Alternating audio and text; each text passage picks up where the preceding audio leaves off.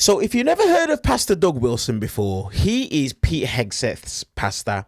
He's a vile, vile human being. He supports repealing women's rights to vote and believes homosexuality should be a crime.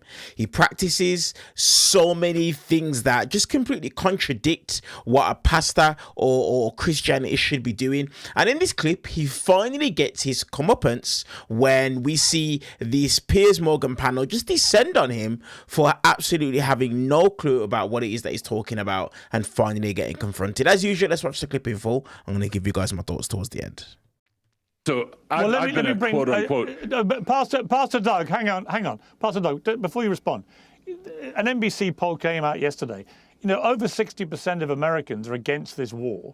1 in 4 Republicans are against this war, and there was a majority against it when it first started. But that has got entrenched, and the numbers are getting worse. Donald Trump's approval rating is falling to 37% now, and people are fed up about the lack of attention to inflation and the cost of living, which will now inevitably spike up again because of this Iran war scenario. Many on the Republican side feel this is also betrayal of President Trump's promises not to drag America into these kind of foreign wars, particularly in the Middle East. So none of it makes coherent sense, as Tim says. But I'm also wondering what as a Christian in America right now, on the one hand, you've got Donald Trump going to war with one of the most famous Christians in the world and the most popular Christian in America, which is the Pope. But secondly, you've got this imagery coming out now from Lebanon of an IDF soldier literally desecrating an image of Jesus Christ, smashing it to the ground, breaking it.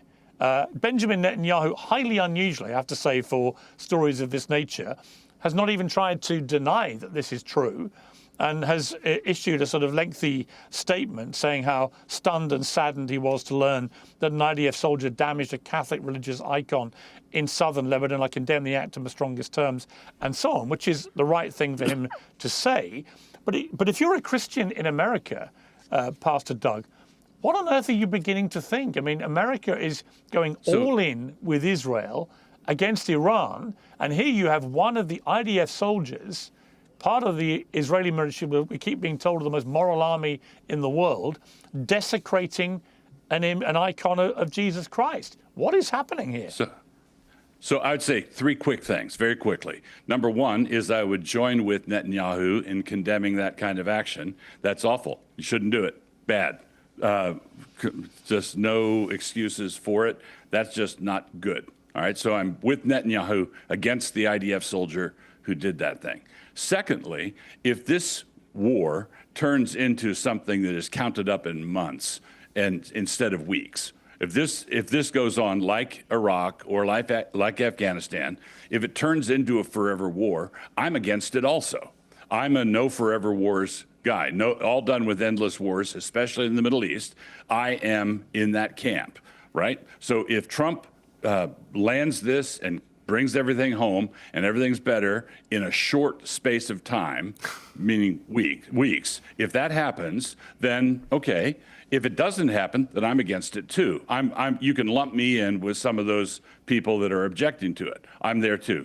Then last thing, I've been a quote unquote pastor for just shy of 50 years. And so I'd like to know how much longer I have to go before I become a real pastor. Well, you have to follow the teachings of Jesus Christ, probably, if you want to be a real pastor. I mean, you can call yourself whatever the hell you want, Doug. I'm just going to call you Doug. I'm kind of tired of you being called pastor, but, you know, if you just want to... I think we can afford him. Look, you're out there, you hate everybody. You attack black people, gay people, immigrants. Like, all you do is spread hate. Your book that you've got behind there is you know, talking about how much you love bad words. Look, if you want to teach like this kind of fake Christianity, that's fine. You can do that. You know, if you want. No, I've not read your book. I'm very happy to have not read your book. But if you want to do this kind of vice signaling Christianity, where we're going to do Christian commenting vices, on what it's about. Well, I've seen enough of your material on social media that it doesn't really require anymore. I mean, it's not like there's a ton of deep thought that's going behind it that requires further study. As the show started out, I thought we were supposed to refrain from attacking religious leaders. I have no problem attacking the Pope. You attacked the Pope. Well, I have no problem. Listen, real quick, Pastor.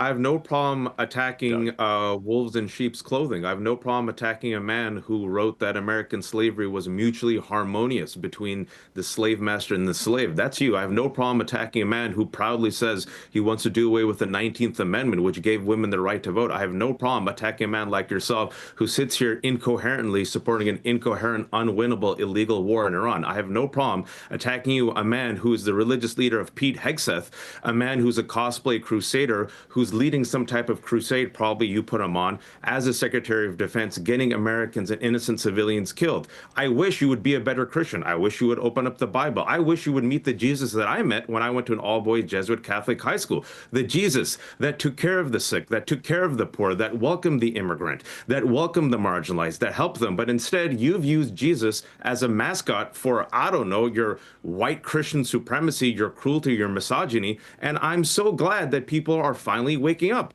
to your cruelty and to the idiocy of your star disciple, Pete Hegseth, who keeps messing up and literally does not read the Bible and quotes Pulp Fiction. Just sit with them. Maybe both of you could read the Constitution, read the Bible, and just take a break, Pastor. Just take a break. Yeah. Do less. All right, Pastor, your response. Just incidentally, we know that Jesus was not a socialist because he could actually feed people. Wonderful. Great response. That's what you got. Man, Doug. To be fair to the pastor, the pastor would have probably got a bit of support from Michael Knowles, but unfortunately we can't find Michael Knowles, which is why he hasn't joined us. It's hard to find defenders of the war, Piers. It's tough for you. It's a really tough job. It's supposed to be a debate show, but the war is so stupid that literally the only person who seems to be for it is Mark Levin. And you can't have him on 3 times a week. Life, Liberty, Levin, micropenis Mark, but nobody else can offer a coherent case for this war. And so obviously Michael Knowles doesn't want to come on, and you have Doug over here who's already basically saying he's going to be against it if it goes on much longer. So it's challenging because the war is so stupid. That's why it's challenging. I would say that Michael Knowles. Hang on, Pastor. Michael Knowles doesn't duck debates. I think we've had a breakdown in communication. We'll find out what happened. But it's a shame because I think he would have probably. The pastor does feel a bit on his own at the moment. So I'm sorry about that, Pastor. But I will let you respond. I'm curious though. But I'm curious, Pastor Doug. So I'm going to leave that there, but Pastor Doug Williams is someone that should be near absolutely anything. And the thing that makes it even worse when it comes to him is that this is a man who has the ear of he has the ear of the Secretary of Defense.